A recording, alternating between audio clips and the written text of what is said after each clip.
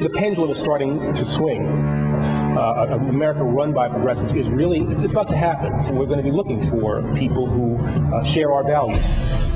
So who did President Obama's Attorney General Eric Holder hire? 9 lawyers who represented or advocated for terrorist detainees.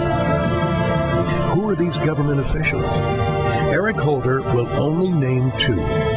Why the secrecy behind the other 7? Whose values do they share?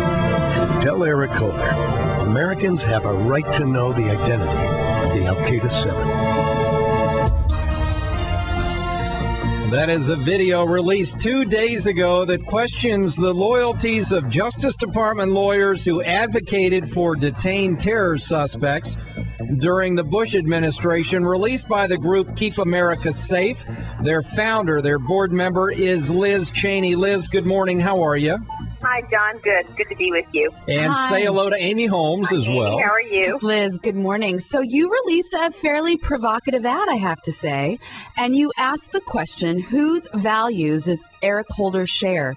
In your view, whose values does he share?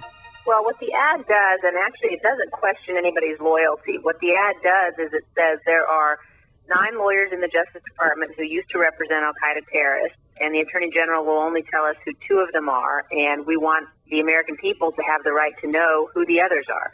Now, as a result of the ad, yesterday the Justice Department confirmed the identities of the other 7, but they still won't tell us whether these lawyers who used to represent terrorists are working on detainee issues now inside the Justice Department. And we believe that the American people deserve transparency and deserve to know the answer to that question. And I think they do, but your ad does raise the question, whose values does Eric Holder share? Who would you say?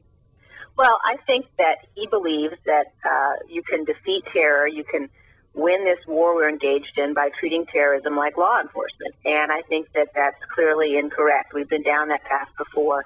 He said to the Senate in a letter he sent up in which he confirmed that there were these 9 lawyers, that hiring lawyers who used to represent terrorists is just the same as hiring lawyers who used to represent white-collar criminals to work in the Justice Department. Well, I want to tells you a lot about his perspective on this. But